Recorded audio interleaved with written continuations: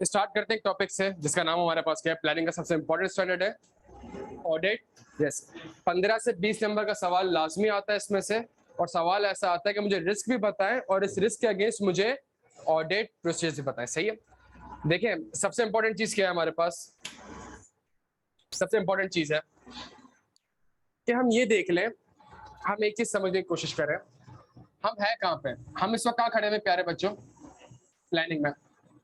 उसके बाद हम किस तरफ जाएंगे, परफॉर्मेंस में, और उसके बाद हम किस तरफ जाएंगे, रिपोर्टिंग। रिपोर्ट में मेरी ओपिनियन क्या होती है, in our opinion these FS are prepared in accordance with IFRS।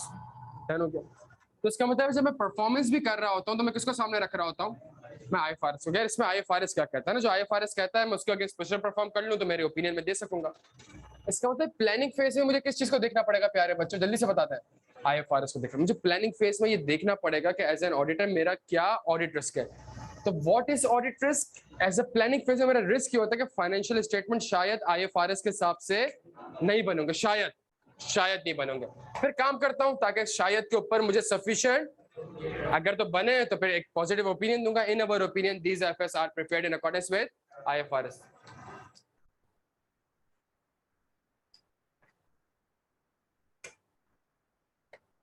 Done हो गया यहां तक भाई सारे। अच्छा, अगर मेरे पास ऑडिट रिस्क है तो इसके ऊपर एक स्टैंडर्ड का नाम क्या है, आइजा 315, और वो बड़ी एक स्ट्रक्चर बताता है, और वो कहता है एज एन ऑडिटर अगर आप किसी कंपनी को ऑडिट कर रहे हैं तो सबसे पहला काम आपका क्या होगा, सबसे पहला काम होगा आपने क्या ऑब्टेन करनी होगी, अंडरस्टैंडिंग ऑब्टेन करनी होगी। और अंडरस्टैंडिंग किस चीज की ऑब्टेन करनी होगी, आपने अंडरस्टैंडिंग पहली ऑब्टेन करनी होगी किस चीज की, एनवायरमेंट की। दूसरी अंडरस्टैंडिंग आपने ऑब्टेन करनी होगी किस चीज की, एंटिटी की और इंटरनल कंट्रोल्स की। सही है। अच्छा, एज एन ऑडिटर प्यारे बच्चों जब मैं एनवायरमेंट की अंडरस्टैंडिंग लेता हूं तो मैं ये देखता हूँ जब मैं जिस कंपनी का ऑडिट कर रहा हूँ उसके इसके एनवायरमेंट में क्या चल रहा है। सही है। जब मैं एनवायरमेंट की बात करता हूँ कहता है बड़ा स्पेसिफिक, कहता है आप देख लें आप किस कंपनी का ऑडिट कर रहे हैं, वो कंपनी किस इंडस्ट्री में ऑपरेट कर रही है, और आप उस इंडस्ट्री की अंडरस्टैंडिंग लें कि उस इंडस्ट्री में जल्दी उस इंडस्ट्री में क्या चल रहा है। जब तक आपके पास उस इंडस्ट्री की अंडरस्टैंडिंग नहीं होगी आप कभी भी एक ऑडिट रिस्क, जब तक मेरे पास इंफॉर्मेशन ही नहीं होगी मैं रिस्क आइडेंटिफाई नहीं कर सकता। तो इसने पहली चीज लिखी, क्या लिखा कि जी आपने सबसे पहले ये देखना है कि आप किस इंडस्ट्री को ऑडिट कर रहे हैं। सही है। अगर फॉर एग्जांपल मुझे कोई भी इंडस्ट्री बताएं, हाँ जी, अगर आप फॉर एग्जांपल एक बैंकिंग कंपनी का ऑडिट कर रहे हैं और आप कहते हैं यार मैं बैंकिंग इंडस्ट्री का ऑडिट कर रहा हूं, तो मैं कहता हूं यार बैंक में चल क्या रहा है इस वक्त बैंक में क्या चल रहा है। मैं कहता हूं पूरी इंडस्ट्री डाउन पड़ी हुई है। जब पूरी इंडस्ट्री डाउन क्यों पड़ी हुई है, सुनिएगा मेरी बात को, पूरी इंडस्ट्री इसलिए डाउन पड़ी हुई है बिकॉज कोविड आया हुआ था, और जब कोविड आया हुआ था तो लोगों ने गाड़ियां तो ले ली थी लीज पे, लेकिन पेमेंट नहीं हो, खाने के पैसे नहीं है तो गाड़ी की लीज रेंटल कैसे पे करूंगा, ये समझेगा मेरी बात। लोगों ने हाउस फाइनेंस तो लिया हुआ था, लेकिन उसको जब उसको पेमेंट नहीं कर पा रहे, तो मैं तो कह रहा हूं पूरी इंडस्ट्री बैठी हुई है, और जब पूरी इंडस्ट्री बैठी हुई है तो इसका मतलब है जल्दी इसका मतलब है कि जो मैंने लोन दिया हुआ है बैंक ने वो क्या कर जाएगा, और जब वो डिफॉल्ट कर जाएगा तो कौन सा IFRS अप्लाई हो जाएगा, जल्दी IFRS 10, और IFRS 9 के हिसाब से मुझे एक बैड डेट एक्सपेंस रिकॉर्ड करना पड़ेगा। और रिस्क यही है मेरा कि मैनेजमेंट ने बैड डेट एक्सपेंस को रिकॉर्ड नहीं किया होगा या एज पर IFRS नहीं किया होगा। फिर परफॉर्मेंस में आके IFRS 9 की रिक्वायरमेंट के हिसाब से ऑडिट करूंगा और फिर ओपिनियन दूंगा। यहां तक बात समझ आती है। तो सबसे पहली चीज आपने देखना होता है कि इंडस्ट्री में क्या चल रहा है। सही है। उस इंडस्ट्री की इंफॉर्मेशन आपने लेनी होती है। उसके बाद सबसे इंपॉर्टेंट चीज है मेरे पास क्या, रेगुलेशंस। ये बड़ा इंपॉर्टेंट है। देखिए, वो पीसी की दीवार गिरी तो आपका कोई ना कोई इस मुल्क का रेगुलेशन होगा जिसके तहत पीसी के ऊपर कोई ना कोई केस होगा, और जो बंदे मरे या जख्मी हुए वो भी पीसी के ऊपर किसी ना किसी लॉ के तहत केस करेंगे। और जब केस करेंगे तो जब तक मेरे पास रेगुलेशन की अंडरस्टैंडिंग नहीं होगी प्यारे बच्चों, मैं कभी भी, और देखे ना, एक छत गिरी है, बंदे मरे, बंदे जख्मी हुए, मुझे ताजियत नहीं करनी है ना मुझे इजाजत करनी है। ये सुनिएगा मेरी बात को, मुझे क्या करना है कि भाई कोई ना कोई प्रोविजन रिकॉर्ड होना चाहिए। There is a risk management ने वो प्रोविजन रिकॉर्ड नहीं किया होगा, या पीसी का लाइसेंस टर्मिनेट ना हो जाए तो गोइंग कंसर्न का रिस्क ना हो जाए। एक एयरलाइन थी जो सिर्फ हेल्थ एंड सेफ्टी रिक्वायरमेंट से कंप्लाई नहीं कर पा रही थी, चूंकि वो हेल्थ एंड सेफ्टी रिक्वायरमेंट से कंप्लाई नहीं कर पाई थी, उस एयरलाइन के ऊपर क्या लग गया, जल्दी उस एयरलाइन के ऊपर बैन लगा। वो जो आपको याद है मलेशिया में 2 जहाज एक साथ एक ही मंथ के अंदर 2 जहाज एयरलाइन मलेशियन एयरलाइन के तबाह हुए थे। आपको याद हो अगर, ये मेरे ख्याल से 6-8 साल पुरानी बात है। हुआ क्या, उस एयरलाइन के ऊपर क्या लगा दिया गया, बैन। जहां उस एयरलाइन के ऊपर बैन लग गया प्यारे बच्चों, ये जहाज उड़ ही नहीं सकता। तो जहाज ही नहीं उड़ सकता, इसका मतलब पीपी इंपेयर्ड, खत्म, तो वैल्यू यूज ही नहीं है इसका। कौन खरीदेगा, जहाज पे बैन लगा, बोइंग 777 आप यूज नहीं कर सकते, आप कौन खरीदेगा, फेयर वैल्यू भी 0 पे आ गई, वैल्यू न्यूज भी। समझ आ रही है, आपने उन इंफॉर्मेशन से ये देखना है कि इसकी वजह से फाइनेंशियल स्टेटमेंट्स में कहां पे इंपैक्ट आ सकता है। क्या यहां तक बात समझ आ रही है प्यारे बच्चों? तीसरी सबसे इंपॉर्टेंट चीज, स्टैंडर्ड कहता है it could be any other external factor. Industry में भी फॉल नहीं कर रहा, रेगुलेशन का भी मसला नहीं है, it could be any other external factor. For example Covid, Covid ना इंडस्ट्री का मसला था ना रेगुलेशन का मसला था, वो तो एक ऐसा एक्सटर्नल फैक्टर था जिसने कितने ऑडिट रिस्क क्रिएट करे होंगे कंपनीज में। यहां तक बात समझ आती है? तो मेरा पहला काम प्यारे बच्चों क्या है, मेरा पहला काम है एज एन ऑडिटर, आपने किस चीज की अंडरस्टैंडिंग लेनी है, आपने एनवायरमेंट की अंडरस्टैंडिंग लेनी है कि इस कंपनी के एनवायरमेंट में क्या चल रहा है। एनवायरमेंट का मतलब है किस इंडस्ट्री में, उस इंडस्ट्री में क्या चल रहा है, सही है। उसके बाद इस कंपनी के ऊपर कौन कौन सी रेगुलेशंस अप्लाई होती है। इससे कहते हैं दूसरी सबसे इंपॉर्टेंट चीज, अगली अंडरस्टैंडिंग आपने किस चीज की लेनी है प्यारे बच्चों, जल्दी। अब आप आए एंटिटी के ऊपर, और एंटिटी के 4-5 ही फंडामेंटल प्रिंसिपल्स हैं। एंटिटी के 4-5 ही फंडामेंटल प्रिंसिपल्स है। फॉर एग्जांपल, इस कंपनी का पर्पस क्या है, कंपनी बनी क्यों है, क्या मतलब इसका नेचर और ऑपरेशंस क्या है, इस कंपनी के ऑपरेशंस क्या है, इस कंपनी का नेचर क्या है। सबसे पहली चीज आपको ये समझने की जरूरत है, जब तक आपको कंपनी के ऑपरेशंस का ही पता नहीं होगा, आप कभी भी, और मैं यही चीज अगर आप बैंक ऑडिट कर रहे हैं, बैंक के ऑपरेशंस क्या है, आप लोगों से पैसा लूंगा और आगे लोन दूंगा और इन्वेस्टमेंट करूंगा। और इन्वेस्टमेंट कहां पे करूंगा, इन्वेस्टमेंट शेयर्स पे करूंगा। इन्वेस्टमेंट कहां पे करूंगा, इन्वेस्टमेंट टीएफसीज में करूंगा। इन्वेस्टमेंट कहां पे करूंगा, इन्वेस्टमेंट प्रेफरेंस शेयर्स में करूंगा, इन्वेस्टमेंट म्यूचुअल फंड्स में करूंगा।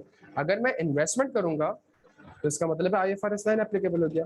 जब आईएफआरएस 9 एप्लीकेबल हो, जो रिस्क है कि मैनेजमेंट ने उसको कहां क्लासिफाई किया हुआ है, मैनेजमेंट इसको एमोर्टाइज कॉस्ट पे रखा हुआ है, मैनेजमेंट इसको फेयर वैल्यू थ्रू पीएनएल रखा हुआ है, या इसको फेयर वैल्यू थ्रू उसे रखा है। तो फिर एज एन ऑडिटर आपको देखना पड़ेगा इस कंपनी का बिजनेस, हाँ जी, इसका बिजनेस मॉडल क्या है, क्या इसने कैश फ्लोज को होल्ड करना है till maturity. If the answer is yes, तो फेयर वैल्यू से उसको कोई इंपैक्ट नहीं पड़ेगा, उसको एमोर्टाइज कॉस्ट पर रखना नहीं, इसने तो शॉर्ट टर्म गेन और लॉस करना है, तो उसको फेयर वैल्यू थ्रू पीएनएल रखें। क्या यहां तक बात आपको समझ आ रही? जब तक आपको नेचर ऑफ द बिजनेस का नहीं पता होगा, आप एज एन ऑडिटर कभी भी ऑडिट रिस्क आइडेंटिफाई नहीं कर सकते।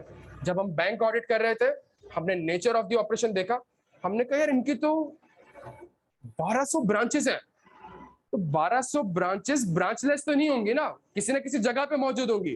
तो 1200 नेशनल बैंक के बोर्ड लगे हुए होंगे किसी ना किसी जगह पे, किसी ना किसी बिल्डिंग में, किसी ना किसी ऑफिस में। मैं कहूंगा ये तो उन्होंने रेंट पे लिए हुए होंगे, खरीदे थोड़ी होंगे, ये तो किस पे लिए होंगे, जब इन्होंने रेंट पे लिए होंगे यार, तो आईएफआरएस 16 अप्लाई हो गया। जब आईएफआरएस 16 लीजेस अप्लाई हुआ, तो मैंने कहा यार अब तो ये ऑपरेटिंग लीज तो है ही नहीं। पहले तो ये था कि 1.5 साल का एग्रीमेंट है, 2 साल का एग्रीमेंट है तो ऑपरेटिंग लीज, रेंट एक्सपेंस। मैंने कहा अगर अब 2 साल का भी एग्रीमेंट है तो it could be right to use asset. So there is a risk if management ने उसको right to use asset recognise नहीं। आप समझे, जब तक आपके पास ऑपरेशंस की अंडरस्टैंडिंग नहीं होगी, कंपनी के नेचर नहीं पता होगी, आप कभी भी ये ऑडिट रिस्क आइडेंटिफाई नहीं कर सकते। बच्चों यहां तक बात समझ आ रही है? इससे कहते हैं अगली सबसे इंपॉर्टेंट चीज है, अब आपने देखना है इस कंपनी के ओनरशिप एंड गवर्नेंस स्ट्रक्चर। अब एज एन ऑडिटर आपने देखना है इस कंपनी के शेयर होल्डर कौन है और कंपनी के बोर्ड ऑफ। जब तक आपको कंपनी के डायरेक्टर्स के बारे में नहीं पता होगा, सीनियर मैनेजमेंट के बारे में नहीं होगा, की मैनेजमेंट पर्सनल के बारे में नहीं पता होगा, आप कभी भी कौन सा ऑडिटर, जल्दी, आप कभी भी as an auditor related party के ऊपर रिस्क आइडेंटिफाई नहीं कर सकेंगे। अगर कोई ट्रांजैक्शन हो रही है, कैसे पता चलेगा रिलेटेड, जब आपको डायरेक्टर के बारे में नहीं पता, जब आपको कंपनी के सीनियर मैनेजमेंट के बारे में नहीं पता, जब तक आपको मैनेजमेंट की मैनेजमेंट पर्सनल के बारे में, जब तक आपको उनके बारे में नहीं पता, आप कैसे as an auditor risk identify कर सकते हैं। तीसरी चीज, अगर ये कंपनी बनी है ना प्यारे बच्चों, जल्दी जल्दी, तो कहीं ना कहीं से पैसा अरेंज हुआ होगा। पैसा कहां से अरेंज हुआ है? पैसा या तो शेयर होल्डर से अरेंज किया होगा, या पैसा किससे अरेंज किया होगा? बैंक से। जब अब सुनिएगा बात को, बड़े हो गए आप लोग। अगर तो पैसा शेयर होल्डर से अरेंज किया गया है, इट मीन शेयर होल्डर की प्राइस को बढ़ा के दिखाना पड़ेगा, तभी शेयर होल्डर खुश भी होगा। तो मुझे शेयर होल्डर की प्राइस को बढ़ा के दिखाना है, तो मुझे प्रॉफिट बढ़ाने पड़ेंगे। प्रॉफिट कैसे बढ़ेगा? जल्दी, मैं रेवेन्यू बढ़ाऊंगा। रेवेन्यू जानबूझ के बढ़ाऊंगा। रेवेन्यू में फिक्टिशियस जर्नल एंट्रीज रिकॉर्ड करूंगा, रेवेन्यू की पॉलिसीज से खेलूंगा, रेवेन्यू के एस्टिमेट से खेलूंगा। क्या मतलब प्यारे बच्चों, कौन सा रिस्क हो सकता है? जल्दी बता दें। फ्रॉड का रिस्क हो सकता है। आइजा 240। साइमल्टेनियसली मैंने पैसा कहां से लिया हुआ है? अगर मैंने बैंक से लिया हो तो बैंक की तलवार लटक रही होती है मेरे ऊपर, क्या कि अगर तो कोविनेंट ब्रीच हो गए या आपने मुझे क्या कर दिया, डिफॉल्ट कर दिया, मेरे पास राइट है कि मैं सारा का सारा पैसा इमीडिएटली डिमांड कर सकता हूं। क्या यहां तक बात समझ आती है? मैं सारा का सारा, इससे इससे आपको मसला ये नहीं कि वो सारा का सारा पैसा मांग लेगा। आपका मसला ये है कि जो नॉन करंट लायबिलिटी में तुम बैंक लोन दिखा रहे हो ना, ये अब नॉन करंट लायबिलिटी नहीं है, ये current liability, because of demand कर सकता है सारा का सारा पैसा। प्लस अगर उसने पैसा ले लिया पर एक कंपनी से कैश ही चला गया, कंपनी एक गोइंग कंसर्न कैसे रहेगी? आप समझ आ रहे? तो अंडरस्टैंडिंग से आप कहोगे यार ये भी रिस्क हो सकता है, ये भी रिस्क हो सकता है। अच्छा, अब देखें ना, आप सुनिएगा मेरी बात को। इंडस्ट्री में क्या चल रहा है? इंडस्ट्री में काइबोर 13% पे चला गया। बैंक लोन देता है, 3% का मार्जिन रखता है। कितने पे लोन मिल रहा है इस वक्त? 16%। आप सोचें, एक कंपनी ने 2 साल पहले लोन लिया हुआ होगा 6% पे। जब कोविड था तो आपका काइबोर 5% पे था। जब कोविड था काइबोर कितने पे था? लोन लिया होगा काइबोर +1, 6% पे लोन लिया हुआ होगा। 6% पे लोन लिया हुआ था, 10 साल का लोन। आप सोचें अब वही लोन कितने में पड़ गया उसको? इसको 16% में पड़ गया। प्यारे बच्चों, जरा से इंडस्ट्री में चेंजेस आए, मुल्क के हालात खराब हुए, काइबोर बढ़ना स्टार्ट हुआ, वो चीज जहां उसको महीने के 120 रुपए पे करने, 105 रुपए पे करने पड़ते थे, वहीं उसको 116 रुपए या 120 रुपए पे करने पड़ेंगे। डिफॉल्ट के चांसेस ज्यादा हो जाएंगे। कि यहां तक बात समझ आती है आपको प्यारे बच्चों? तो जब तक आपको इंडस्ट्री का नहीं पता होगा, आप सोचे ना बैंकिंग ऑडिट कर नहीं रहे, लेकिन एक कंपनी ने बैंक से लोन लिया हुआ है, जहां उसने बैंक से लोन लिया हुआ है, तो आप सोचे ना उसका प्रॉफिट कितना कितना फ्लक्चुएट कर जाएगा। दफा करें, कंपनी जो कि इंपोर्ट का बिजनेस करती है और इंपोर्ट करती थी आज से 5 साल पहले, 5 साल पुराना बिजनेस है, 5 साल पहले इंपोर्ट करती थी 140 पे करती थी और आराम से 200 रुपए का बेचती थी, ये 180 का बेचती थी। आज यही इंपोर्ट कितने की हो गई है? 200 रुपए का। अब जहां ये इंपोर्ट 200 रुपए की हो गई, बेच वो 180 का रहा है। प्यारे बच्चों, कहां से कमाएगा? बिजनेस बैंड होता है। प्लस हमारा ट्रेड डेफिसिट चेंज हो रहा है, रेगुलेशन, गवर्नमेंट ऑफ पाकिस्तान ने बैन लगा दिया 32 लग्जरी गुड्स के ऊपर। एक कंपनी ऐसी थी जो कि इन सबका बिजनेस कर रही होती थी। आप सोचे, एक कंपनी जो कि बिजनेस ये करती थी कि वो लग्जरी गुड्स इंपोर्ट कराती थी, और उस इंपोर्ट पे क्या लग चुका है? तो रेगुलेशन के चेंज होने की वजह से प्यारे बच्चों एक गोइंग कंसर्न का रिस्क राइज हो गया। क्या यहां तक बात समझ आती है? इट कुड बी, जब तक आपके पास अंडरस्टैंडिंग नहीं होगी, आप as an auditor audit risk identify नहीं कर सकते। यहां तक बात समझ आती है? अच्छा,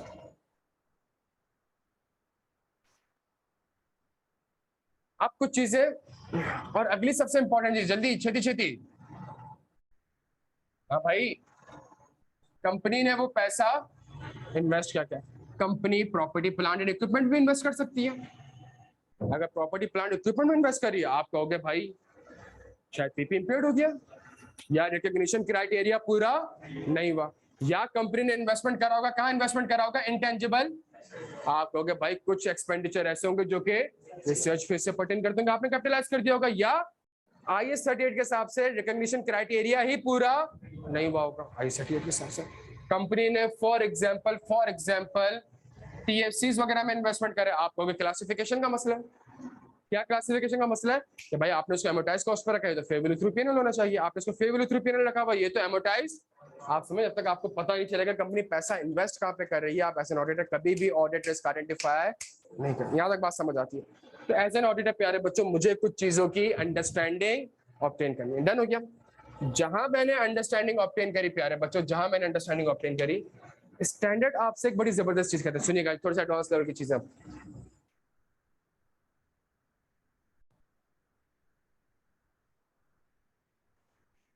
स्टैंडर्ड आपसे अब कुछ कहता है, क्या कहता है? आपने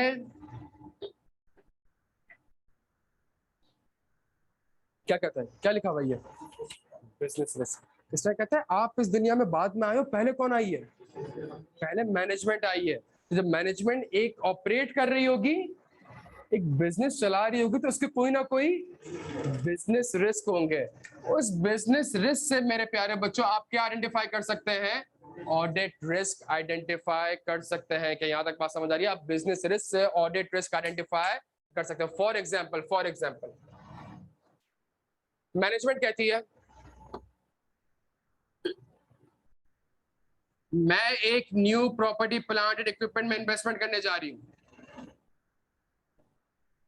मैं एक न्यू प्रॉपर्टी में एक नया प्लांट एंड मशीनरी बना रही हूं, उससे लेटेस्ट प्रोडक्ट बनेंगे। जब वो ये इन्वेस्टमेंट कर रही होगी, उसको डर क्या लग रहा होगा? जल्दी बताएं यार, जल्दी बताएं। हाँ जी, अमाउंट रिकवर क्यों नहीं हो पाएगी ये बताएं। भाई मार्केट में कोई नया कॉम्पिटिटर ना आ जाए, वो ज्यादा अच्छा लेटेस्ट प्रोडक्ट लेके ना आ जाए, या मेरा प्रोडक्ट कस्टमर को पसंद ही ना आए, या हालात ऐसे चेंज हो जाए। मैंने एक बड़ा लग्जरी गुड बनाने जा रहा था, मुल्क का हाल देखें क्या हो गया, कोई खरीदेगा वो लग्जरी गुड? आप सुनिएगा मेरी। एक टेक्सटाइल सेक्टर ने कहा यार मैं एक ऐसी मशीनरी लेके आ रहा हूँ, उससे ऐसा कपड़ा प्रिंट करवाऊंगा कि वो बिकेगा 15-20 हजार रुपए का, और उसकी कॉस्ट भी ज्यादा है तो उसको बेचूंगा भी ज्यादा का। आप मुझे बताएं कोई खरीदेगा? तो उसके हजार टेंशन होंगी प्यारे बच्चों। जब उसकी हजार टेंशन होंगी, आप मुझे एक बात बताएं, एज एन ऑडिटर मुझे उस टेंशनों के बारे में नहीं सोचना है। मैंने अयादत नहीं करनी है, सुन ले ना, मैंने ताजियत करनी है। मैंने क्या करना है कि इससे एज एन ऑडिटर फाइनेंशियल, अगर उसको डर ये लग रहा है कि माल नहीं बिकेगा, प्लांट नहीं चलेगा, कस्टमर नया आ जाएगा, कस्टमर नहीं खरीदेगा, तो मैं कहूंगा इससे ऑडिट इसलिए कि शायद पीपी क्या हो जाएगा प्यारे बच्चों? इम्पेयर्ड हो जाएगा। क्या यहां तक बात समझ आ रही है? एक कंपनी कहती है हालात खराब है, मुझे अपनी सेल्स बढ़ानी है, मैं क्रेडिट डेज को जल्दी मैं क्रेडिट डेज को 30 से जब ये 60 डेज कर रही होगी प्यारे बच्चों, तो उसको डर किस चीज का लग रहा होगा?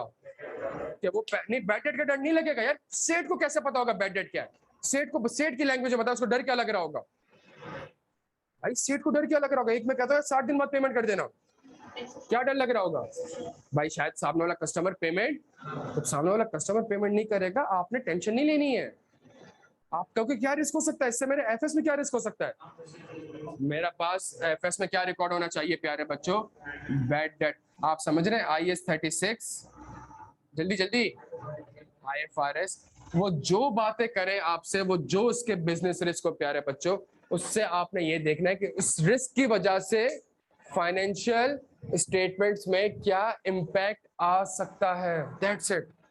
इस रिस्क की वजह से, तो ऐसे आपसे कहता है कि मैनेजमेंट ने भी बिजनेस रिस्क को आइडेंटिफाई किया होगा। तो जब मैनेजमेंट ने बिजनेस रिस्क को आइडेंटिफाई किया होगा, तो एज एन ऑडिटर आपने उस रिस्क को देखना है, और देयर इज अ पॉसिबिलिटी कि उस बिजनेस रिस्क से आप ऑडिट रिस्क आइडेंटिफाई कर सकते हैं। क्या यहां तक बात समझ आ रही है प्यारे बच्चों? क्लियर हम सारे? यहाँ तक ऑनलाइन वाला आपको क्लियर हो बेटा? तो इस बिजनेस रिस्क से कोई ना कोई ऑडिट रिस्क आइडेंटिफाई हो सकता है। क्लियर होगा हम सारे यहाँ पे? अच्छा, कोई और एग्जांपल जल्दी छीती कोई भी एग्जांपल। एक कंपनी में क्या बिजनेस रिस्क होंगे यार, कुछ भी सोचे। हाँ जी, नई टेक्नोलॉजी। एक कंपनी को डर ये लग रहा है कि मैं जो प्रोडक्ट बना रहा हूँ मार्केट में कोई न्यू टेक्नोलॉजी ना आ जाए, और तो सिर्फ मुझे न्यू टेक्नोलॉजी की टेंशन नहीं लेनी। मैं कहूँगा अच्छा न्यू टेक्नोलॉजी आ जाएगी, इसमें जो तुम्हारी इन्वेस्टमेंट है वो क्या हो चुकी है? वो इम्पेयर्ड हो चुकी है। यहाँ तक बात समझ आ रहा है? मैं ये कहता हूँ यार मैं एक कंपनी के TFCs खरीद रहा हूँ, मुझे डर क्या लगा रहेगा कल को वो मुझे पेमेंट ना करें। मैं कहूँगा TFC को इम्पेयर करो।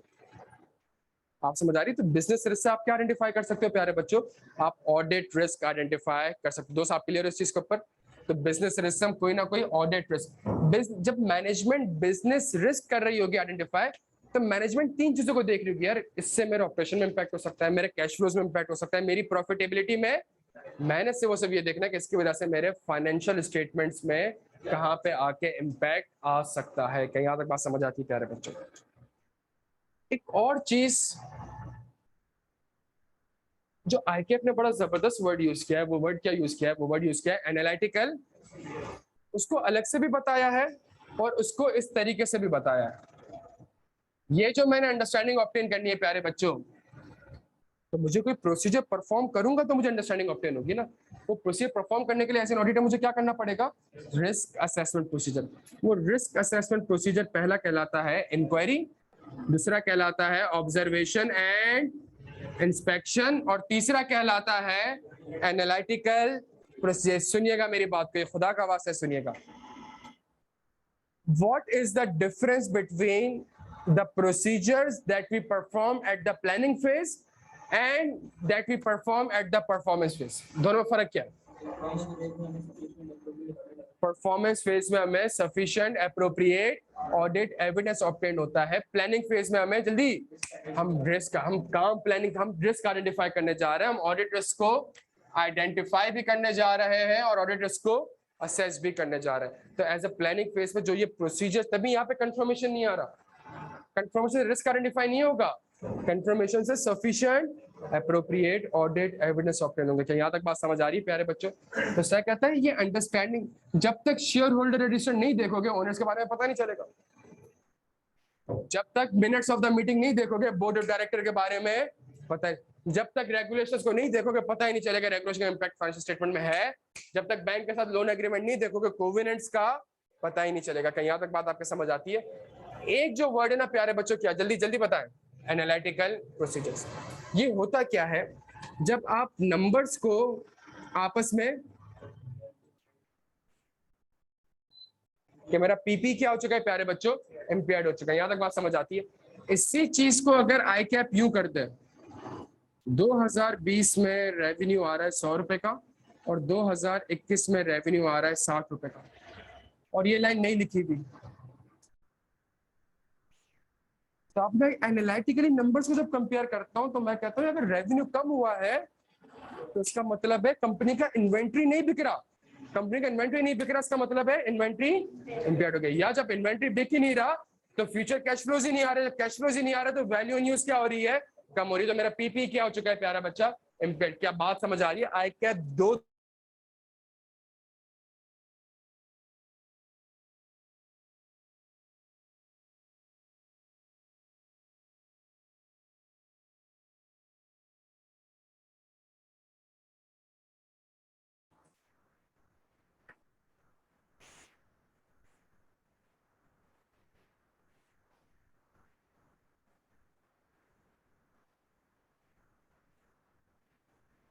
फैन ऑफ कर दो यार थोड़ी देर ताकि जल्दी हो जाए।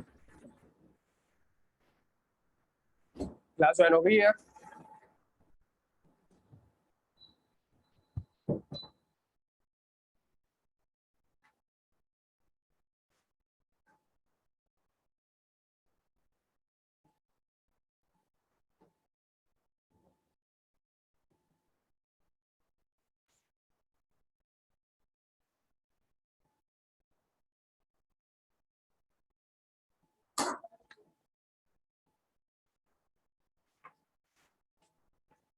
नहीं, यहाँ से ज्वाइन कर लोगे तुम? यहाँ से ज्वाइन कर लोगे?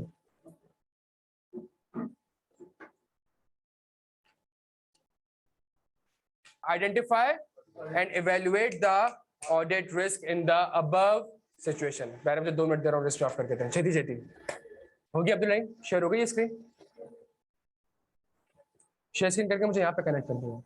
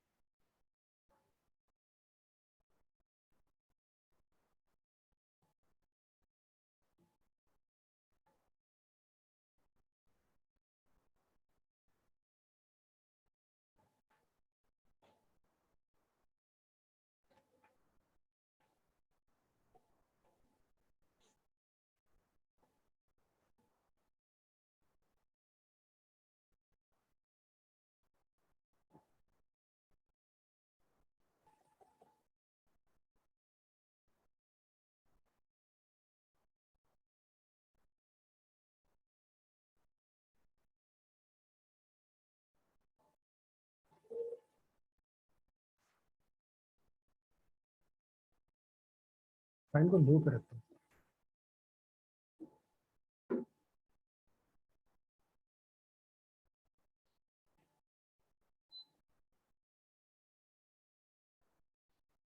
तस्वीर खींच के कर लो ना यार।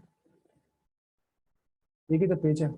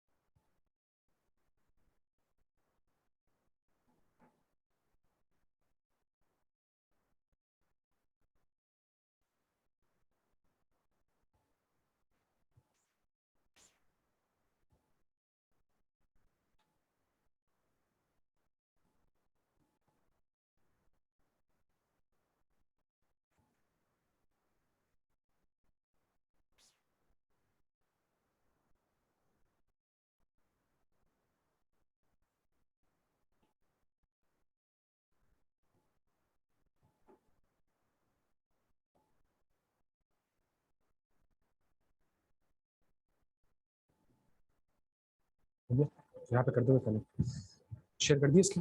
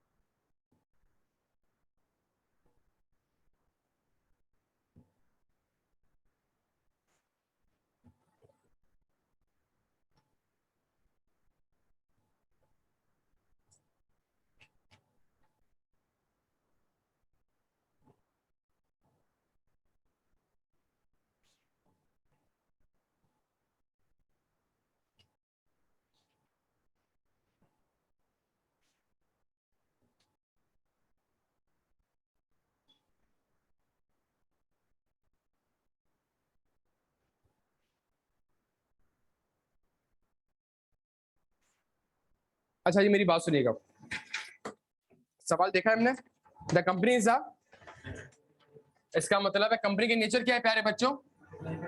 Manufacturing company. The trading condition has been very poor difficult in the current resulting in a reduction in, अगर मैं इंडस्ट्री की किट देखूं तो पता चलता है कि जी मेरी ट्रेडिंग कंडीशन वेरी डिफिकल्ट। आप समझ आ रही है आपको बात? प्यारे बच्चों, जो मैं अंडरस्टैंडिंग ऑब्टेन करता हूँ ये क्या कहलाता है मेरा? ये मेरा रिस्क फैक्टर्स कहलाता है। ये मेरा ऑडिट रिस्क नहीं है, ये मेरा, इसकी वजह से कोई ना कोई ऑडिट रिस्क हो सकता है। तो मेरा जब भी आंसर बनेगा सबसे पहली चीज प्यारे बच्चों क्या आ जाएगी मेरे आंसर में? Risk factor. यहां तक बात समझ आती है? मैं कहूंगा for example trading condition is very difficult. इस वजह से इसको नोट नहीं करना है, आंसर नोट नहीं करना है। देयरफॉर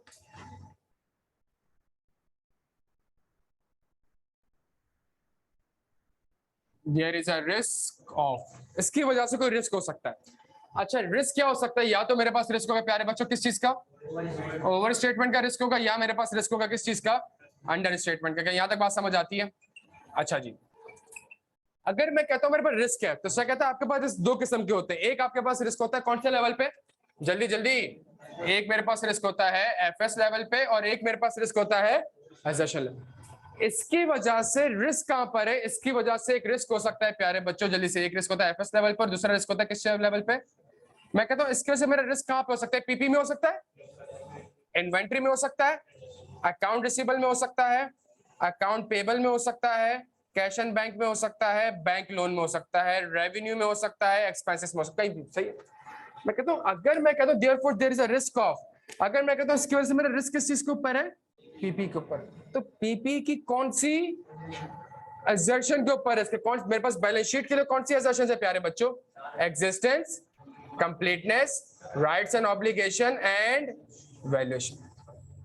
तो मैं कहूंगा ट्रेडिंग कंडीशन वेरी डिफिकल्ट है, therefore there is a risk of over statement of PP. किस चीज का मसला है?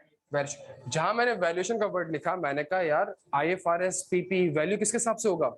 16 इम्पेयरमेंट 16 36। तो मैं कहूंगा IS 36 के हिसाब से आपका पीपी शायद क्या हो चुका है, इम्पेयर्ड हो चुका है, और मैनेजमेंट ने इसके अगेंस्ट इम्पेयरमेंट रिकॉर्ड नहीं की होगी। एक सादा खुशबू ड्राफ्टिंग है ना, सही है, सुनिएगा मेरी बात को।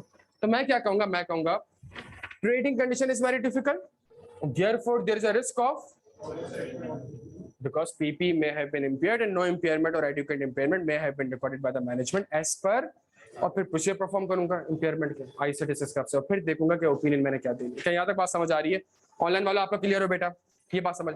तो आईकैप एक हरकत क्या करेगा, आईकैप एक हरकत ये अंग्रेजी लिखेगा, आईकैप एक और हरकत क्या करेगा, नीचे देखें जल्दी से, पॉइंट 2 देखें जल्दी जल्दी, छेती छेती। रेवेन्यू क्या कर रहे हैं, रेवेन्यू 246 मिलियन से कितने पे आ गए, 100 मिलियन पे। अगर मैं सवाल देखो, following is the extract of PNL, PNL बना के दे देगा जिसमें रेवेन्यू 246 से कितने पे आ गए, जहां 246 मिलियन से 100 पे आ गए, मैं फौरन से एक और चीज लिखूंगा, मैं फौरन से एक और चीज लिखूंगा, रेवेन्यू डिक्लाइन बाय लेट से 60%, लेट से, therefore there is a risk of,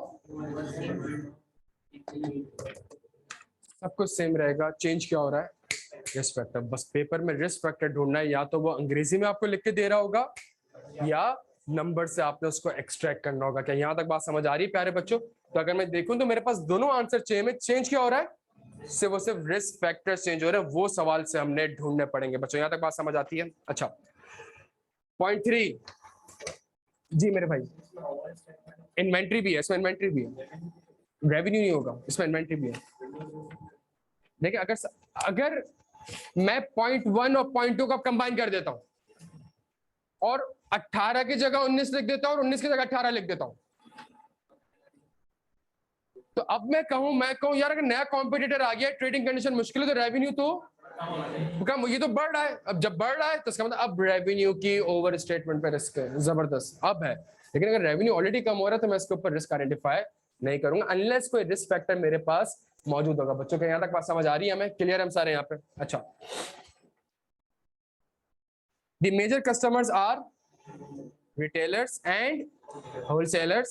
Due to declining consumer expenditure and slow business growth of many of the retailers and wholesaler of the company, the retailer and wholesaler, the company has reduced its and give the extended credit to make sales to such wholesalers and retailers. A number of wholesalers and retailers have not been able to continue trading and had been placed in liquidation. प्यारे बच्चों को risk है यहाँ पे, जल्दी से बता दें किस चीज का रिस्क है, किस चीज का रिस्क है। मैंने एक्सटेंडेड क्रेडिट दिया हुआ था, यार 1 साल बाद पे करने देना, 6 महीने बाद पे करना, पैसे नहीं आए, बैंकरप्ट हो गए वो, किस चीज का, there is a risk of over statement of, मेरा राइट भी है रिसीवेबल पे, कस्टमर एग्जिस्ट भी करता है, किस चीज का मसला है, IFRS 9 के हिसाब से मुझे क्या रिकॉर्ड करना पड़ेगा, बैड डेट एक्सपेंस रिकॉर्ड करना पड़ेगा, और मैनेजमेंट ने बैड डेट एक्सपेंस को रिकॉर्ड नहीं। यहां तक बात समझ आती है प्यारे बच्चों? क्लियर हम सारे यहां तक? सुनिएगा, तो ये कमेंट्री थी। अब यही आप नीचे देखा कि कैसे पूछेगा, जल्दी छेती छेती।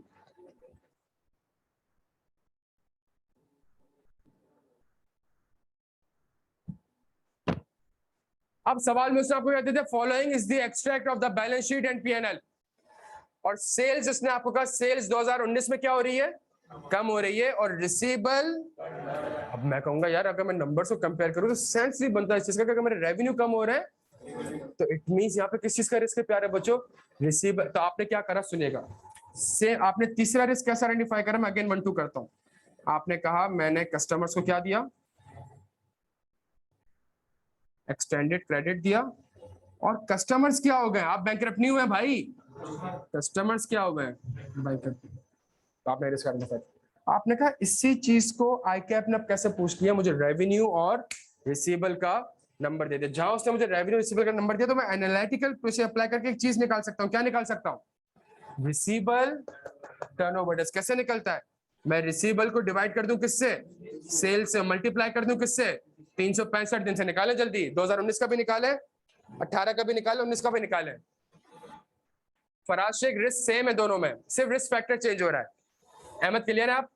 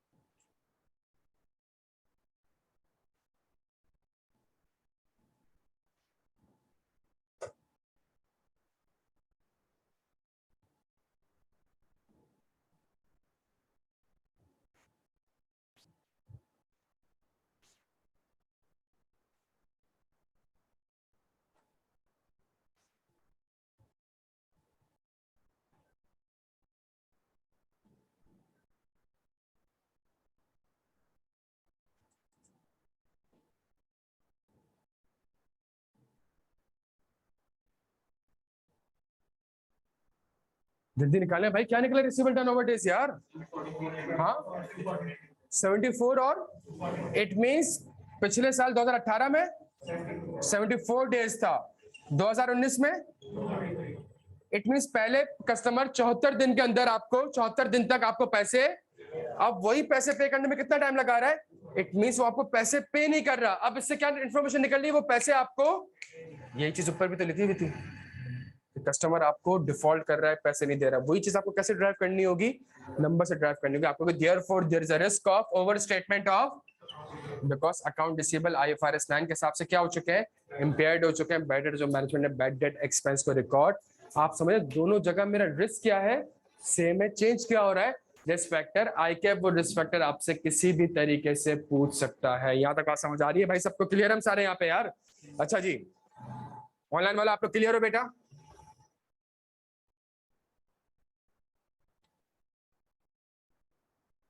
चले जी, जबरदस्त। अब अगर एक और चीज देखें, the slow down in trading has also resulted in a fairly large increase in inventory holding.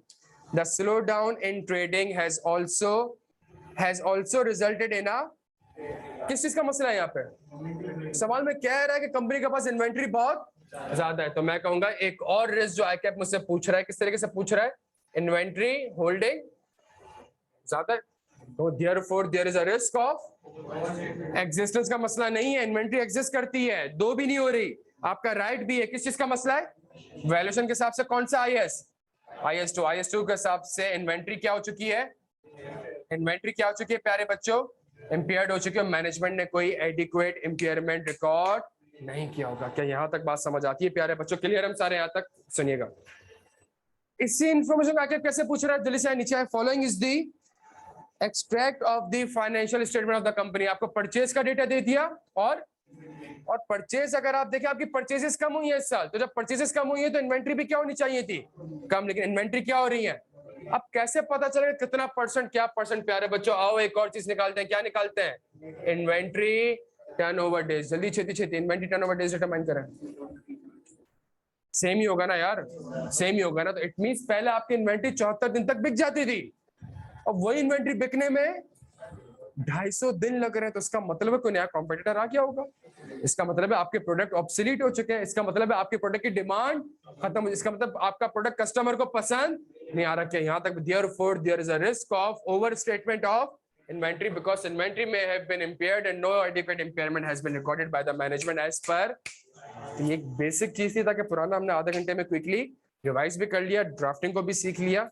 लेकिन प्यारे बच्चों कैफ में हमारी ड्राफ्टिंग थोड़ी सी एडवांस लेवल की होगी, समझ आ रहा है? हमने रिस्क फैक्टर्स की ड्राफ्टिंग सही करी, हमने उसको एग्जर्शन पे सही लिख करा, बट जो हम यहाँ पे कह रहे हैं ना पीपी इंपेयर्ड हो गया, मैनेजमेंट ने इंपेयरमेंट रिकॉर्ड नहीं करी। अब सुनना, ये फाइनल की चीज सुनना, हमारे पास हमारा रिस्क क्या आता है? There is a risk of over statement of inventory, there is a risk of over statement of, जब मैं कहूंगा there is a risk of over statement PP, तो रिस्क है किस चीज का? रिस्क इस चीज का है कि मैनेजमेंट ने जो पीपी के लिए क्या यूज की होंगी, वो एजम्पशंस रीजनेबल नहीं होंगी, बिकॉज पीपी के इंपेयरमेंट में क्या इन्वॉल्व होता है? एस्टिमेट्स इन्वॉल्व होता है। जब मेरा प्रोसीजर होगा तो मैं ये नहीं कहूंगा कि पीपी का मैनेजमेंट इंपेयरमेंट एडिक्वेट रिकॉर्ड नहीं किया होगा, मैं ये कहूंगा कि मैनेजमेंट ने फ्यूचर कैश फ्लो सही डिटरमाइन, मैनेजमेंट ने डिस्काउंट रेट को सही यूज नहीं किया होगा। क्या यहाँ तक बात समझ आ रही है? थोड़ा सा अब ये देखें, कैफ वाली चीजें तो है, लेकिन इसकी ड्राफ्टिंग थोड़ी सी एडवांस लेवल पे आएगी, थोड़ी सी इसकी ड्राफ्टिंग एडवांस लेवल पे आएगी। और कैसे एडवांस लेवल पे आएगी? आपको रिस्क बड़ा ही स्पेसिफिक होना चाहिए। क्या मतलब स्पेसिफिक होना चाहिए? आपको पता होना चाहिए कि यहाँ पे किस चीज का, इसलिए बिकॉज सीफएफ में जो सवाल आता है उसकी रिक्वायरमेंट होती है रिस्क भी बताएं और उस रिस्क के अगेंस्ट प्रोसीजर्स भी बताएं। और जब मुझे प्रोसेस बताने पड़ेंगे तो प्रोसेस क्या बताऊंगा? जब मेरा रिस्क जर्नल होगा तो मैं इसलिए यहाँ पे क्या लिखता हूँ, मैं इसलिए यहाँ पे एजम्पशंस का वर्ड लिखता हूँ, ताकि मेरा रिस्क ये कि एजम्पशन रीजनेबल नहीं है, और मैं प्रोसीजर क्या करूंगा, जो एजम्पशंस है वो लिखूंगा रिस्क में, और मैं कहूंगा कि यार there is a risk, management ने जो एजम्पशंस यूज करी है वो रीजनेबल नहीं है, such as future cash flow, such as discounted manage, such as P, जो इंपेयरमेंट का मॉडल होता है मैनेजमेंट ने वो डेटा, मैनेजमेंट रिस्क का मैनेजमेंट डेटा से यूज नहीं किया होगा। जब तक मेरा रिस्क स्पेसिफिक नहीं होगा ना, इस पूरी रिस्क के ड्राफ्टिंग में एक चीज सबसे इंपॉर्टेंट है प्यारे बच्चों, और वो क्या है? स्पेसिफिक। इसलिए बिकॉज जब तक आपका रिस्क स्पेसिफिक नहीं होगा, आपका प्रोसीजर कभी भी स्पेसिफिक, आपका एक रिस्क के अगेंस्ट आपको 2 से 3 प्रोसीजर लिखने होते हैं। जब रिस्क स्पेसिफिक होगा ना, तो इसी स्पेसिफिक रिस्क के अगेंस्ट मैं 2-3 क्वेश्चन लिखूंगा, मेरा आंसर कंप्लीट हो जाएगा, मैं 15, 20, 25 मार्क्स आराम से कैप्चर करके आगे बढ़ सकता हूँ। यहाँ तक बात समझ। अगर मेरा रिस्क थोड़ा सा जर्नलाइज हो गया ना प्यारे बच्चों, से मसला ये होगा प्रोसीजर क्या लिखने हैं ये आपको पता है। ये रिस्क गलत नहीं है, रिस्क गलत नहीं है, बट मसला क्या है, C5 में सवाल की रिक्वायरमेंट है रिस्क भी बताओ और उस रिस्क के अगेंस्ट। अगर आपका रिस्क जनरल हो गया तो आपके पास 10 प्रोसीजर आ गए, अब 10 तो नहीं लिख सकता, बिकॉज रिस्क को मिटिगेट करने के लिए मुझे 10 प्रोसीजर लिखने पड़ेंगे। मैं आपसे कहता हूँ इन्वेंटरी गलत है, तो इन्वेंटरी एक्सरसाइज की वजह से भी गलत हो सकती है, कंप्लीटनेस की वजह से भी गलत हो सकती है, राइट्स की वजह से भी गलत हो सकती है, वैल्यूएशन में फीफो मेथड की वजह से भी गलत हो सकती है, वेटेड एवरेज मेथड की वजह से, आप समझे कितनी चीजों की वजह से गलत हो सकती है। जब मेरा रिस्क स्पेसिफिक होगा तो मैं कहूंगा ये मसला है और इस मसले के अगेंस्ट मैंने ये ऑडिट प्रोसीजर्स परफॉर्म करने, तो मैं 2-3 प्रोसीजर लिखूंगा, मेरा रिस्क और प्रोसीजर आपस में अलाइंड हो जाएगा। क्या यहाँ तक बात समझ आती है प्यारे बच्चों? कोई सवाल?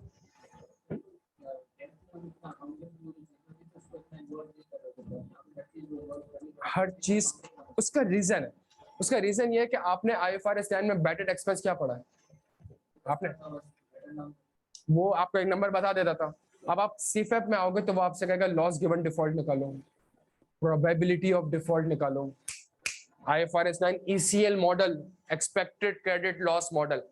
अब वहां पे मैं आपको ये वर्ड्स लिखाऊंगा, सेंस नहीं बनता है। जब एक चीज पढ़ी नहीं है आपने तो वहां पे हम क्या लिखते थे कि यार बैडेड एक्सपेंस मैनेजमेंट ने सही रिकॉर्ड नहीं किया। हाँ, इन्वेंट्री में मैं लिखवाता था कि मैनेजमेंट ने एस्टिमेटेड सेलिंग प्राइस सही कैलकुलेट नहीं करी होगी, क्यों? बिकॉज IS2 पढ़ा हुआ था।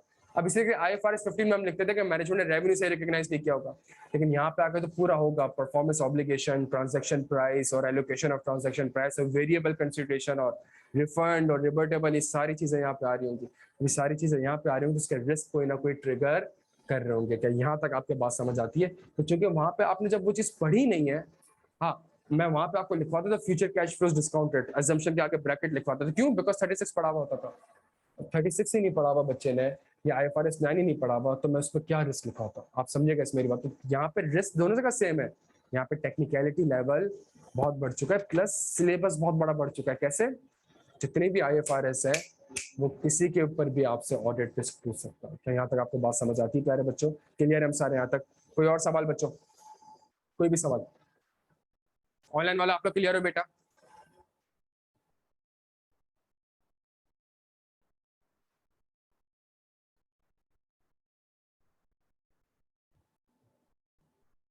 डिस्काउंट रेट है, future cash flows and discount rate. Umar Khan, done है यहाँ तक प्यारे बच्चों? क्लियर है? तो आज की क्लास में हमने क्या 2 चीजें देखी। आज की क्लास में सबसे पहले हमने सिलेबस का एक बैकग्राउंड देखा, एक पूरा सिलेबस हमने खोल के रख दिया है ताकि हमें पता चल जाए कौन सी चीजें नई है, कौन सी चीजें पुरानी है, पुरानी में क्या फर्क है, पुरानी में उसके बाद खेलने का मार्जिन बहुत ज्यादा। एक सिंपल सा स्टैंडर्ड सब्सिक्वेंट इवेंट डायरेक्टली नहीं पूछता, इनडायरेक्टली 100 बार पूछता। ये बात समझ आ रही? डायरेक्टली कैश में डायरेक्टली पूछता था, इनडायरेक्टली नहीं पूछता था। CFAP में वो आपसे किस तरीके से पूछ रहा है, वो इनडायरेक्टली आपसे पूछ रहा है। क्या यहाँ तक बात समझ आती है? CFAP का सबसे बड़ा मसला ये है, सवाल में वो आपको जो वर्ड्स लिख के दे रहा होता है ना, वो वर्ड्स ऐसे लिख के देगा जिससे आपको लगेगा ये एज अप्लाई हो रहा है, और वो एज अप्लाई नहीं हो रहा। तो जो लिखा ही नहीं होता वो एज अप्लाई हो रहा है। फॉर एग्जाम्पल अभी हमने 600 का एज 600 का एक ओवरव्यू लिया, तो उसमें एज 600 कहीं से भी अप्लाई नहीं हो रहा था, but group auditor, component auditor, consolidated FS, ये सारे वर्ड्स लिखेगा, सब्सिडी की रिपोर्ट, और आंसर कहां से बनना होगा इसका? आइजा 560 सब्सिक्वेंट इवेंट से बनना होगा। क्या यहाँ तक बात समझ आती है? वो आपको वर्ड लिख के देगा, specific element of the FS, इसका ऑडिट कर रहे हो, 805 के हिसाब से ऑडिट कर रहे हो, मिस स्टेटमेंट पता चल गई, लेकिन आंसर इसका 560 सब्सिक्वेंट इवेंट से बनना होगा। यहाँ पे आई कैप थोड़ा सा बच्चे के साथ हर अटेम्प्ट में 20-30 नंबर का खेलता है, और यहीं पे बच्चा लैप्स खा जाता है। क्या यहाँ तक बात समझ आती है? कोई और सवाल प्यारे बच्चों इसके अलावा? कोई भी सवाल इससे रिलेटेड, कोर्स से रिलेटेड कब खत्म होगा? आप लोग अटेम्प्ट कब है? दिसंबर में। अच्छा, जिसकी दिसंबर में अटेम्प्ट है तो उसका कोर्स तो इंशाल्लाह अक्टूबर नवंबर तक खत्म हो जाएगा। और इसमें हम 2 चीजें करेंगे। बच्चे को हम इंशाल्लाह कोशिश करेंगे 2 चीजों का एक्सेस दें। एक तो ये कि जो हमारे पास कंप्लीट एक पोर्टल अवेलेबल है, तो वो हम बच्चे को फर्स्ट डे पे एक अलग से कोहर्ट प्रोवाइड कर देते हैं, इसलिए ताकि बच्चे को अपनी फ्रीक्वेंसी के हिसाब से अगर देखना है वो देखता रहे। सही है। दूसरा, जो हमारी लाइव क्लासेस चल रही होंगी उसका कोहर्ट हमारा डिफरेंट होगा, और उसमें जो हमारे क्विज वगैरह होंगे वो सारी चीजें वहां पे आ रही होंगी, ताकि बच्चा आराम से बैट, जिसकी अटेम्प्ट जून 23 में है, जिसके अटेम्प्ट उसके पास एक्सेस हमारा जून 23 तक देगा, लेकिन उसके पास दो ऑप्शन होंगे। लेट से नवंबर में कोर्स कंप्लीट होता है और जो नया बैच जून 23 का स्टार्ट हो रहा है, उसको उसकी फिजिकल क्लास है, उस वक्त आके किसी टॉपिक की लेनी है, वो वहां पे भी आके ले सकता है। हाँ, पोर्टल का एक्सेस एक ही होगा, या तो आपको वो दिसंबर 22 का दिया जाएगा, या दोनों का एक्सेस देना आपके लिए थोड़ा सा, आपके लिए अपने लिए मुश्किल हो जाएगा, आप दोनों को कंपेयर करने लग जाओगे। हाँ, बट जून 23 में कोई चेंजेस आएंगी, कोई नया टॉपिक में पढ़ाता हूँ, कोई नई चीज पढ़ाता हूँ लेट से, और वो इंपॉर्टेंट होती है, तो वो चीज आपकी दिसंबर 22 वाले में कॉपी हो जाएगी। क्या यहाँ तक आपके बात समझ आती? जी सर।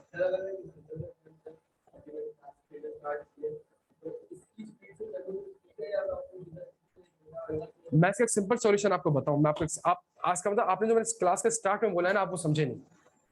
वो है क्या चीज? वो चीज ये है कि आप सारा कोर्स कंप्लीट करके आप आएंगे किसके ऊपर पता है? आइजा की रीडिंग के ऊपर। मैं आपसे ये कह रहा हूं कि आप वॉल्यूम 1 के 60% आइजाज रीड कर सकते हैं। आप यूं समझिए, कोई आप 60% आइजाज, फॉर एग्जांपल 500 की जितनी भी सीरीज है उसको आप रीड करें। जो नहीं है सिलेबस, जो हमने कैफ में नहीं पढ़ा हुआ, उसको आप रीड ना करें। बाकी ऐसे नहीं वो कवर्ड नहीं होंगे, वो रीड नहीं होंगे, बट द पॉइंट इज जो पढ़ा हुआ है उसको फौरन से आपने किताब से, फ्रॉड कितना बड़ा स्टैंडर्ड है उसको रीड करना स्टार्ट करते हैं। 315 आज पढ़, तो आपकी ये तैयारी तो साथ साथ चलती रहेगी। सही है, किताब होगी, किताब में 5 पेपर्स आ रहे होंगे, आपने 5 पेपर्स घुमा लिए, अगर आपने इस तरीके से करना नहीं तो वैसे तो क्लास के साथ सब चीजें चल रही होंगी। तो अगर आप इस तरीके से लेके चलेंगे तो आपके पास इतना टाइम मौजूद है कि आपका टाइम जाया नहीं होगा। और आपका टाइम, मेरी बात सुने, आप मेरे पे डिपेंडेंट नहीं रहेंगे, मेरे मोहताज नहीं होंगे, ये बहुत जबरदस्त बात है। आप ये नहीं कहेंगे ऐसा जब रिलेटेड पार्टी पढ़ाएंगे तब मैं पढ़ूंगा, तो वो तो मैं 1 महीने बाद पढ़ाऊंगा। आपने 1 महीना मेरा वेट थोड़ी करना है। आप तो आरपी को रिवाइज करें आज बैठ के, किसने मना किया आपको? आप वॉल्यूम 1 लें, हाईलाइटिंग करना स्टार्ट करें, आपको ऑडिट की लैंग्वेज समझ में आ रही होगी आपको, और इससे फायदा ही होगा जब हम आरपी पढ़ रहे होंगे, आप कहेंगे सर ये वाला सेक्शन पढ़ा है, ये वाला सेक्शन तो आपने पढ़ाया नहीं है, या इस सेक्शन में तो आपने ये बोला, इस सेक्शन में तो ये लिखा हुआ है, या किताब में तो ये लिखा हुआ है, फिर मजा भी आएगा पढ़ने में। यहाँ तक बात समझ आ रही है? तो ये इतना कंटेंट आपके पास मौजूद है कि आप उन चीजों को क्विकली रिवाइज कर सकते हैं। स्टैंडर्ड्स को आप देखें, सब फाइनल बच्चा एक चीज पर परेशान है, सर स्टैंडर्ड रीड नहीं है, स्टैंडर्ड्स रीड नहीं है। अब मैं आपको गारंटी के साथ कह सकता हूँ, कैफ में अगर बच्चे ने पढ़ा हुआ है तमीज से, वो स्टैंडर्ड आज बैठ के 1 हफ्ते का टारगेट लगे, तो कैफ वाले स्टैंडर्ड में घुमा सकता है, रीड कर सकता है, समझ में आ जाएंगी चीजें। एटलीस्ट जितना पढ़ा हुआ है कैफ में आपने, उसको तो आप बड़े आराम से रीड कर सकते हैं। क्या यहाँ तक बात समझ आ रही है? तो इस चीज को लेकर चलें, क्या यहाँ तक क्लियर है दोस्त? और बाकी अगर तुम्हारे पास सेकंड चीज, पोर्टल का पूरा एक्सेस मिलता है, पोर्टल का पूरा एक्सेस लो, अगर तुम्हारा ऑप्शन है पूरा एक्सेस है, जो कैफ के टॉपिक्स पढ़े हुए उसको देख लो वापस से, जो कैफ के टॉपिक्स पढ़े हुए हैं उसको वापस से देख लो। जब उसको वापस से देख लोगे तुम्हारी तैयारी और अच्छी होती रहेगी। तो नेक्स्ट स्टेप आगे चलते रहो, तुम ये वाले स्टेप भी मॉडल अप्लाई कर सकते हो, तुम्हारे ऊपर है।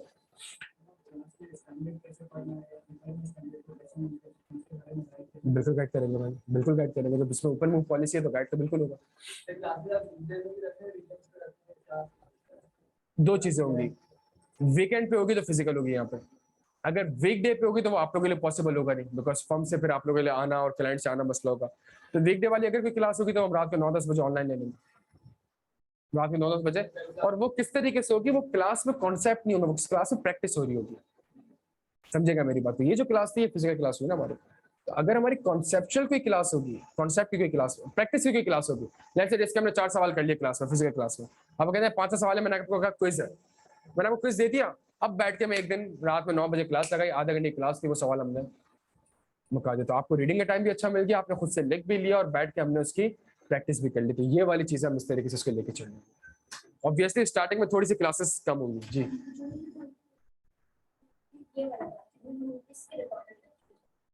आप अगर जून 23 में, तो मैं अभी आपको पढ़ाऊंगा नवंबर तक, नवंबर कोर्स का फर्स्ट वीक ऑफ नवंबर, और आपके पास ऑप्शन आप 100% कोर्स आज ही कंप्लीट कर लेते हैं, आप पोर्टल एक्सेस ले लें, सही।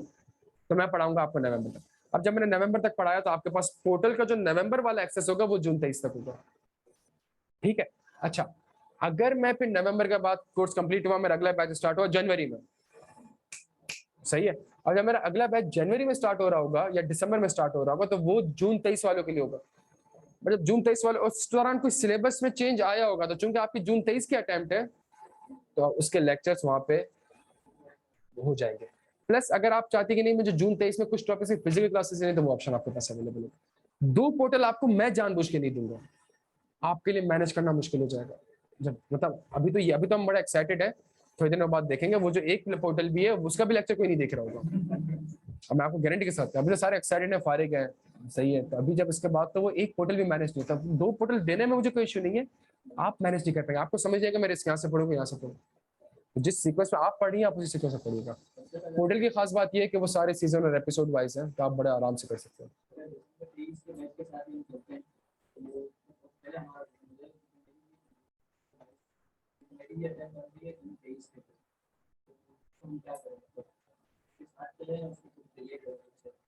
यार एक चीज मेरी सुनना, यस सर एमक्यू ने, सर मुजम्मिल मनाफ ने बड़ा डिटेल पे इसके ऊपर बात किया हुआ है, बहुत वीडियोस वगैरह इसके ऊपर है, वो देख लीजिएगा। मैं एक हमेशा से जो एक मेरा व्यू बनता है ना, और वो व्यू इसलिए बनता है बिकॉज ये मैंने अडॉप्ट नहीं किया था कि कोई बताने वाला नहीं था और मेरा लैप्स आ जाता फाइनल में।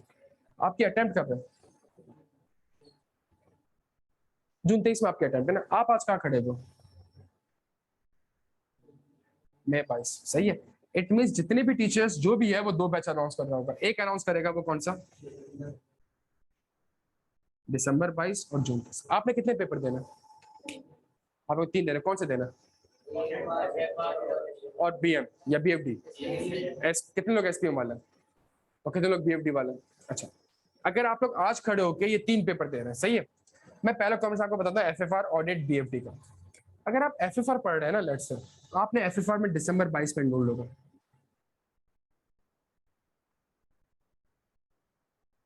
इसका मतलब है एफएफआर दिसंबर 22 डन एंड डस्टेड।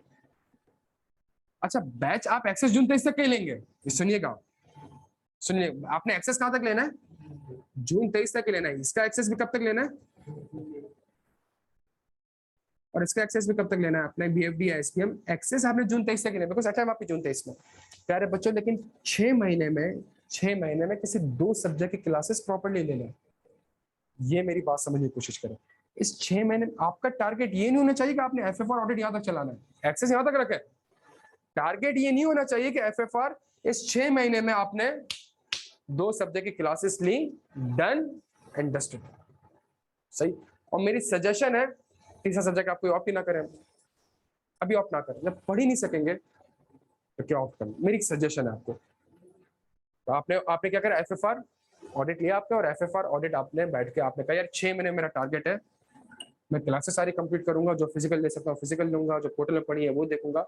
6 महीने मैंने अपना टारगेट रख लिया, एफएफआर ऑडिट इसको मैंने मुका देना है। जहां आपने ये सब्जेक्ट मुका दिया, अब आप कहेंगे अब मैं कौन सा सब्जेक्ट लूंगा? जो आपका बीएफडी है, या और साथ में एफएफआर और ऑडिट को रिवाइज करूंगा, तब जाके मई 2022 में आप इस पोजीशन पे होंगे कि आप पेपर देने के लिए जा सकेंगे, और उसमें से भी बहुत ही लीस्ट प्रोबेबिलिटी है कि आप पास होंगे। ऑनेस्ट, टू बी ऑनेस्ट, मैं तो अपना रेवेन्यू खुद कम कर रहा हूँ ना, मैं तो खुद कह रहा हूँ एक पेपर अभी ना उठाओ, एक पेपर ना उठा, मैं क्या कह रहा हूँ आपसे समझने की कोशिश करें। 3 सब्जेक्ट हाथ में लेके बैठोगे ना, मैनेज कोई भी नहीं करता। सब्जेक्ट कौन से पकड़ो, और जो तुम्हारा दिल है वो 2 सब्जेक्ट पकड़ो। एफएफआर ऑडिट समझ आता है, एफएफआर ऑडिट पकड़ो, लेकिन उसका एक्सेस जून 23 तक लो, एक्सेस कम, बट इसको दिसंबर 22 तक डन एंड डस्टेड, खत्म। यहां तक बात समझ आती है? तीसरा सब्जेक्ट भी होगा ना नवंबर, यार बीएफडी तो अभी तक देखा ही नहीं, वो पोर्टल देखते रहेंगे आप, टेंशन लगी रहेगी आपको। तो पोर्टल ले लें, फीस डिस्काउंट मिलना ले लें, और आप कसम खा लें मैं नवंबर तक नहीं देखना, मैंने उसको नवंबर तक मैंने यहाँ पे आप 2 सब्जेक्ट अपने खत्म करें, क्लासेस के लिहाज से, रीडिंग आइजस की रीडिंग के लिहाज से, आईएफआरएस की रीडिंग के लिहाज से, और प्रैक्टिस के लिहाज से, और ड्राफ्टिंग के लिहाज से, और कॉन्सेप्ट के लिहाज से खत्म करें। फिर आप, अच्छा यहाँ पे मैं 2 सब्जेक्ट यहाँ पे भी हो सकते थे, 2 सब्जेक्ट यहाँ पे इसलिए कह रहा हूँ बिकॉज अभी जब आप फॉर्म में जाएंगे तो ये शुरू के 6 महीने आराम वाले पीरियड है आपके, इसमें आपके पास इतना काम नहीं होगा, वहां बैठ के लेक्चर्स देख सकते हैं। डन हो गया यहाँ तक। यहाँ जो टाइम आएगा, आपने बीएफडी वाला सब्जेक्ट उठाया, और यहाँ पे एक फायदा क्या होगा, सुनिएगा मेरी बात को, ये जो मैं आपसे कह रहा हूँ ना, अभी जितने भी बीएफडी कह रहे हैं ना, ये सारे के सारे एसपीएम में शिफ्ट होंगे। खुदा ना खासा 6 महीने में 2 सब्जेक्ट मैनेज नहीं हुए आपसे, 6 महीने में 2 सब्जेक्ट मैनेज नहीं, तो अगले 6 महीने में 3 सब्जेक्ट कैसे मैनेज होंगे? अगले 6 महीने में 3 सब्जेक्ट कैसे मैनेज? तो फिर वहां पे मेरे पास बैलेंसिंग फिगर क्या बन जाती है, एसपीएम बन जाती है। यार ये तो 50-60 घंटे तक घर वालों को शक्ल तो दिखा सकूं कि मैंने हाँ पेपर देने गया, सही, और चांसेस है कि शायद पास भी हो जाएगा। क्या क्या यहाँ तक बात आपके समझ आ रही है? और फिर आपको गया मैं स्ट्रेटेजी चेंज करता हूँ, बीएफडी ऑप्ट नहीं करता, मैं अब अगले 6 महीने एफएफआर एडवांस ऑडिट लगता है और एसपीएम मेरी एक बैलेंसिंग फिगर बन गई है और उसको आपके पास आप खेल सकोगे, आपके पास ऑप्शन होगा तो प्यारे बच्चों आप खेल सकोगे, चीजें आपके कंट्रोल में होंगी। तो मेरी सजेशन ये एफएफआर एडवांस ऑडिट जून 23, बट कसम खानी है कि ये नहीं कि मेरे पास एक्सेस आपकी सोच जून 23 तक है तो मतलब जून 23 तक आपका कोर्स कंप्लीट ही नहीं होगा। मेरे तो 2 बार कोर्स कंप्लीट होंगे, 2 बार वर्कशॉप आ जाएंगे। हाँ आपने का रिवीजन करना है, यहाँ पे वर्कशॉप हो रहा होगा एफएफआर का एडवांस ऑडिट का, आपने वर्कशॉप पकड़ लिया, एक क्विक 40-50 घंटे में आपका आपका कोर्स रिवाइज हो गया। अभी हमने फाइनल का वर्कशॉप रखा था, फाइनल तो ऑनलाइन पे जा चुका है ना, कंप्लीटली ऑनलाइन पे जा चुका है। सारे पुराने पापी जो ये ऑनलाइन पे थे और 2 के स्पीड थे, सारे फिजिकल बैठे थे, सारे फिजिकल। और वो बैठा हुआ था ज्यादातर जो 2-3 बार फेल हो चुका। कैफ कैफ पहले टाइम में क्वालिफाइड, ओ लेवल के जीनियस बच्चे, फर्गसन के बच्चे 2-3 टाइम फेल और अब आके बैठे हैं फिजिकल में। नहीं यार ऑनलाइन में तो उस तरीके से देखी नहीं चीजें जिस तरह फिजिकल में समझ आ रही है। तो आपने आपके पास एक ऑप्शन ये भी होगा कि यार यहाँ पे आके आपने 2 सब्जेक्ट के वर्कशॉप उठाए, क्विक आपका खुद से रिवीजन हो गया, अच्छा रिवीजन हो गया और बाकी एसपीएम तो आप साथ साथ मैनेज कर ही रहे होंगे। ये स्ट्रेटेजी लेके चलेंगे प्यारे बच्चों। ये नहीं कि आज बैठ के मैं 3 सब्जेक्ट पढ़ूंगा, आप एक भी नहीं पढ़ेंगे हमसे लगाने चल। आज आप बैठ के आपने स्ट्रेटेजी क्या बनानी है कि मैं 2 सब्जेक्ट है इसके ऊपर फोकस कर रहा हूं, मेरा टारगेट है मैंने नवंबर तक जहां सर का कोर्स कंप्लीट होगा या मेरे पास पोर्टल पूरा है मैं नवंबर तक इसको खत्म कर लूंगा। सही है, ये आपने करा। उसके बाद आपने कहा अब मैं ऑप्ट करूंगा अगला सब्जेक्ट, अगर 2 खत्म हो जाए तो फिर तो यार आपके 2 सब्जेक्ट की तैयारी अच्छी हो चुकी है, फिर तो बीएफडी और बीएम की तरफ जाओ। तो आपको ऑनेस्टली करो, अगर 6 महीने यार 6 महीने, अगली बार तो आपने पेपर देने ही 6 महीने में। ये तो अभी आपकी पहली अटेम्प्ट है तो 1 साल की, अगली बार तो आपने पेपर देने ही 6 महीने। जब 6 महीने में देने तो एक पेपर थोड़ी दे रहे होगे यार। तो फिर 2 6 महीने के यहाँ पे, तो 2 6 महीने के यहाँ पे लो यार, क्या मसला है। और पहली अटेम्प्ट में पास करने की पॉसिबिलिटी ज्यादा है। 1 साल बाद आप फॉर्म में सेमी सीनियर हो जाओगे, फिर उसके बाद सीनियर हो जाओगे, उसके बाद पास करने की पॉसिबिलिटी कम है, बिकॉज काम ज्यादा होता है। खुद आपका एज ऑनरशिप आप काम की ले रहे होगे। 6 महीने का टारगेट बनाया एफएफआर ऑडिट, कोर्स तो कंप्लीट करें, पेपर ना देना, एक टेंशन तो खत्म होगी कि यार मेरे पास मैंने कंटेंट रीड कर लिया सारा। यहाँ तक बात समझे, शुरू के 6 महीने एफएफआर ऑडिट आपने पढ़ा, बिकॉज ये दोनों सब्जेक्ट आपको फॉर्म में काम आएंगे। और यहाँ पे आके आपने कहा अगर ये हो जाएगा तो आपने मोटिवेट ही अपने आप को इस तरीके से करना है यार, अगर इब्राहिम मैंने कर लिया ना नवंबर तक ये, तो मेरे पास अगले 6 महीने पूरे पड़े हुए होंगे और मैं आराम से बीएफडी के सब्जेक्ट की भी तैयारी कर सकता हूँ, मैं एसपीएम की भी तैयारी कर सकता हूँ।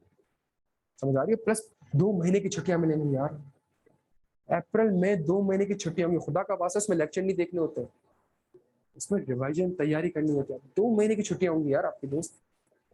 प्लस यहाँ बीच में ऐसा टाइम आता है नवंबर दिसंबर ऑफ सीजन होता है, अक्टूबर नवंबर दिसंबर फर्म का ऑफ सीजन होगा। इसी तरह यहाँ पे जाके अप्रैल मई जून आपका ऑफ सीजन होगा और अप्रैल में तो होगी छुट्टी आपकी। तो यहाँ पे जनवरी से मार्च आपका टफ टाइम होगा, बस यहाँ पे जिसमें सीजन चल रहा होगा ऑडिट चल रहा होगा, लेकिन आप बैठ के देखना स्टार्ट करते हैं बच्चों को। यहाँ तक बात समझ आती? कोई और सवाल यार? ये खुदा का वास्ता है, इसको जरूर जो मैं आपसे कह रहा हूँ इसको समझेगा जरूर। ये अगर समझ गए ना, फाइनल में जिसकी स्ट्रेटेजी अच्छी होती है ना वो पास कर जाते हैं। माइंडसेट अगर ये है ना 3 सब्जेक्ट और जून 23 तक एक्सेस और फला का एक्सेस, मैं आपको गारंटी के साथ कह सकता हूँ जून 23 तक आपके लेक्चर से कंप्लीट नहीं होंगे, पेपर देना तो दूर की बात है।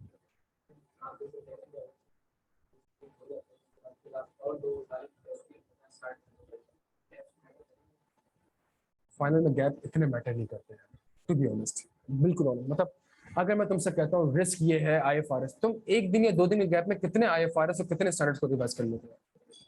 ये तो आपकी ओवरऑल से 1 साल की तैयारी है। तैयारी ऐसी हो कि आपके पास नोट्स ऐसे बने हुए हो, टेक्निक ऐसी बनी हो कि वो 50-60 पेज आपने 4-5 घंटे में घुमाया और आपने कहा यार चलो। देखिए रिस्क का सवाल आएगा, किताब आपकी हेल्प नहीं करेगा। जब किताब हेल्प नहीं करेगा तो पेपर से पहले आपका डॉक्यूमेंट ऐसा होना चाहिए जिसके अंदर आपका रिस्क सारा का सारा रिवाइज हो जाए। क्या यहाँ तक बात समझ आती है? तो वो एक टेक्निक होगी जिसको हम इंशाल्लाह डिस्कस करेंगे। क्लियर होगा बच्चों? यहाँ तक सब डन है? कोई सवाल? चलो जी, thank you so much parents. Online वाला आपको कोई सवाल?